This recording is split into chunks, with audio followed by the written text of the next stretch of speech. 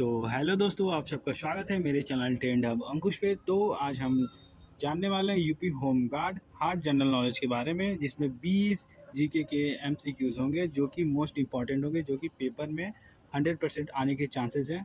ठीक है, जो कि वेरी डिफ़िकल्ट हैं। ठीक है, आज मैं चेक करने वाला हूँ आपकी तैयारी जो है कितनी हुई है। आप मुझे कमेंट में अपना स्कोर ज़रूर बताइएगा। चलिए तो शुरू करते हैं वीडियो को। UP home guard selection strategy. ठीक है, प्रश्न 1 से स्टार्ट करते हैं।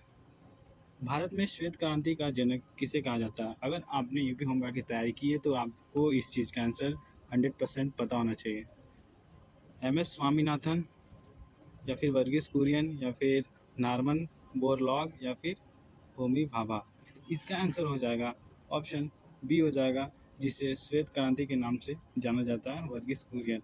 एस.एस. स्वामीनाथन को किसके नाम से जाना जाता है, ये आपको पता है तो कमेंट में ज़रूर बताएं। चलिए आगे चलते हैं।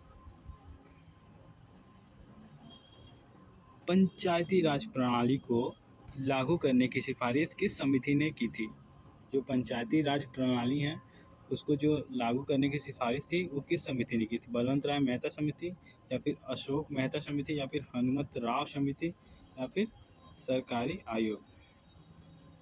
तो इसका आंसर हो जाएगा ऑप्शन ए, बलवंत राय समिति। ठीक है, इसका ऑप्शन हो जाएगा ए। चलिए आगे चलते हैं। भारत में संविधान की प्रस्तावना में कितने शब्द हैं? जो भारत के संविधान है उसमें जो प्रस्तावना है उसमें कितने शब्द लिखे गए? 80, 85, 90 या फिर 95? तो इसका आंसर हो जाएगा ऑप्शन बी, जो कि बिल्कुल सही है। भारत के संविधान की प्रस्तावना में कुल 85 शब्द लिखे गए हैं। तो चलिए आगे चलते हैं। साइमन कमीशन भारत कब आया था? इसमें मोस्ट इंपॉर्टेंट है, जो कि पेपर में आने के चांसेस है। इसमें कन्फ्यूजन बच्चों को ये होता है कि इसमें पूछा गया है साइमन कमीशन भारत कब आया था, 1925 में, या फिर 1927 में, या फिर 1928, या फिर 1930 में। यहाँ पे दो सवाल बनता है कि साइमन कमीशन भारत कब आया था और साइमन कमीशन की गठन कब हुई थी। तो यहाँ पे प्रश्न पूछा गया साइमन कमीशन जो भारत कब आया था। साइमन कमीशन जो भारत आया था वो आया था 1928 में, ऑप्शन सी हो जाएगा। और अगर बात हो साइमन कमीशन की गठन कब हुई थी तो उसका आंसर हो जाएगा 1927।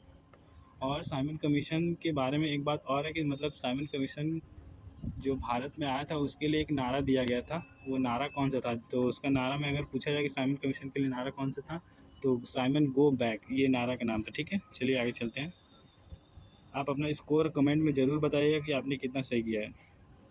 भारत में हरित क्रांति का संबंध किससे है? ये तो मोस्ट इम्पॉर्टेंट है। मुझे तो जहाँ तक लग रहा है कि ये सब चीज़ अगर किसी ने नहीं पढ़ा तो फिर क्या ही पढ़ा है।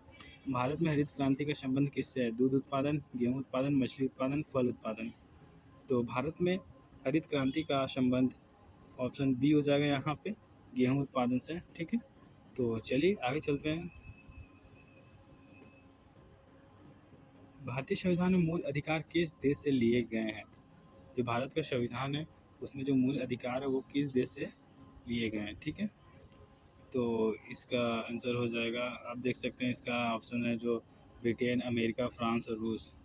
तो इसका आंसर हो जाएगा ऑप्शन बी हो जाएगा, अमेरिका। तो चलिए आगे चलते हैं। नर्मदा बचाओ आंदोलन किससे संबंधित है? जल संरक्षण, पर्यावरण संरक्षण, या फिर महिला अधिकार, या फिर शिक्षा अधिकार? तो इसका आंसर हो जाएगा ऑप्शन बी, जो कि पर्यावरण संरक्षण से संबंधित है। तो चलिए आगे चलते हैं। भारत का पहला परमाणु परीक्षण कहाँ हुआ था? ये तो मोस्ट इम्पॉर्टेंट है, जो कि सबको पता होना चाहिए। भारत का पहला परमाणु परीक्षण जो हुआ था पोखरण में हुआ था। ठीक है, ऑप्शन ए हो जाएगा इसका। तो चलिए आगे चलते हैं। किसान क्रेडिट कार्ड योजना कब शुरू हुआ था? जो किसान क्रेडिट कार्ड योजना था, किसान क्रेडिट कार्ड योजना, ये कब शुरू हुआ था? कब शुरू हुआ था? 1995 में, 1998, 2000, या फिर 2002 में? तो इसका राइट आंसर हो जाएगा ऑप्शन बी हो जाएगा, 1998 में। ठीक है, तो चलिए आगे चलते हैं। ये हमारा 10वां सवाल है। तो आप अभी तक कमेंट करके नहीं बताया आपने कि आपका कितना सही है। तो चलिए सवाल 10 पे आते हैं। भारत में योजना आयोग की स्थापना कब हुई थी? भारत में जो योजना आयोग थी, जैसे कि हम लोग योजना आयोग या फिर नीति आयोग ऐसे होता है ना पूछा जाता है, तो इसमें पूछा गया योजना आयोग की स्थापना कब हुई थी? 1947, 1950, 1952 और या फिर 1955? तो इसका राइट आंसर हो जाएगा ऑप्शन बी हो जाएगा, 1950। ठीक है, तो चलिए आगे चलते हैं। जलियांवाला बाग हत्याकांड कब हुआ? ये तो सबसे इजी है, इसका आंसर तो आप सभी को पता होना चाहिए। ऑप्शन डी नहीं दिख रहा, उससे कोई मतलब ही नहीं, हमारा इसी तीनों में से आंसर है, तो इसका आंसर हो जाएगा ऑप्शन सी हो जाएगा 1919। ठीक है, चलिए आगे चलते हैं। भारतीय संसद के दोनों सदनों का संयुक्त सत्र कौन बुलाता है? जो भारतीय संसद है उसमें 2 सदन होते हैं, ठीक है, और दोनों सदनों का संयुक्त सत्र कौन बुलाता है? इसमें पूछा गया कौन बुलाता कौन है, प्रधानमंत्री, राष्ट्रपति, लोकसभा अध्यक्ष या फिर उपराष्ट्रपति। तो इसका आंसर हो जाएगा ऑप्शन बी हो जाएगा राष्ट्रपति। जो भारतीय संसद के दोनों सदनों का संयुक्त सत्र होता है वो राष्ट्रपति बुलाता है। ठीक है, चलिए आगे चलते हैं। भारत के नियंत्रक एवं महालेखा परीक्षक CAG जिसे नियंत्रक एवं महालेखा परीक्षक की नियुक्ति कौन करता है? ठीक है, तो प्रधानमंत्री, राष्ट्रपति, संसद या फिर सुप्रीम कोर्ट, तो इसका आंसर हो जाएगा ऑप्शन बी हो जाएगा राष्ट्रपति। ठीक है, तो चलिए आगे चलते हैं। राइट टू इंफॉर्मेशन, आरटीआई का फुल फॉर्म जो होता है राइट टू इंफॉर्मेशन अधिनियम कब लागू हुआ था? राइट टू इंफॉर्मेशन अधिनियम कब लागू हुआ था? 2003, 2005, 2007 या फिर 2009? तो इसका आंसर हो जाएगा 2005, ऑप्शन बी। ठीक है, आपने अगर अभी तक चैनल को सब्सक्राइब नहीं किया तो आप चैनल को सब्सक्राइब कर रहे हैं। हमारे चैनल पे जो भी गवर्नमेंट एग्ज़ाम आते हैं उसका नोटिफिकेशन भी हमारे चैनल पे सबसे पहले आता है, तो हमारे चैनल पे जुड़े रहने के लिए चैनल को सब्सक्राइब जरूर करें। चलिए आगे चलते हैं। सवाल नंबर 15 में भारत में पहली बार आपातकाल कब लगाया गया था? भारत में पहली बार आपातकाल जानते हैं आप लोग कब लगाया गया था? 1962, 1965, 1971? तो इसी में से एक आंसर हो जाएगा 1962 हो जाएगा, जो कि ऑप्शन ए, जो कि बिल्कुल सही है। 1962, जहाँ तक मुझे लगता है कि 1962 में भारत और चीन का युद्ध हुआ। विश्व बैंक का मुख्यालय कहाँ है? इसका आंसर आप हमें कमेंट में करके ज़रूर बताएं कि विश्व बैंक का मुख्यालय कहाँ है। ये अगर आपने पढ़ा होगा तो आपको ज़रूरी इस बात है कि आपको पता होना चाहिए। ठीक है, तो चलिए मैं इसका आंसर बता देता हूँ। विश्व बैंक का मुख्यालय कहाँ है? वाशिंगटन DC में, ऑप्शन बी जो होगा बिल्कुल सही होगा। ठीक है, तो चलिए आगे चलते हैं। गदर आंदोलन की शुरुआत कहाँ हुई थी? गदर आंदोलन, देखिए गदर आंदोलन है ना, गदर आंदोलन की शुरुआत कहाँ हुई थी? भारत में, इंग्लैंड में, अमेरिका या फिर कनाडा में? तो इसका सही आंसर हो जाएगा ऑप्शन सी हो जाएगा, अमेरिका में हुआ था। ठीक है, तो चलिए आगे चलते हैं।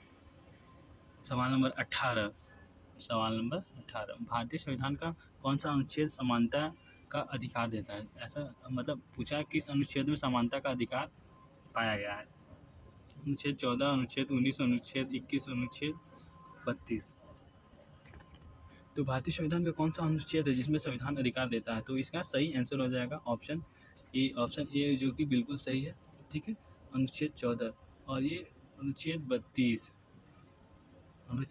जो है कि इसको संविधान का हृदय भी कहा जाता है, जो जिसने डॉक्टर भीमराव अम्बेडकर ने इसको लागू किया था, बोला था कि संविधान का हृदय भी है। ठीक है, तो चलिए आगे चलते हैं।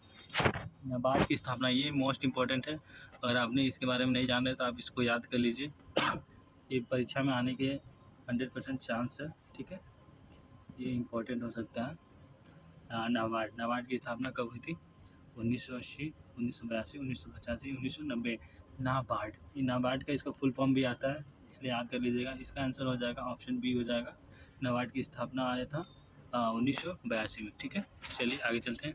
20, सवाल नंबर 20 जो कि आज का लास्ट है।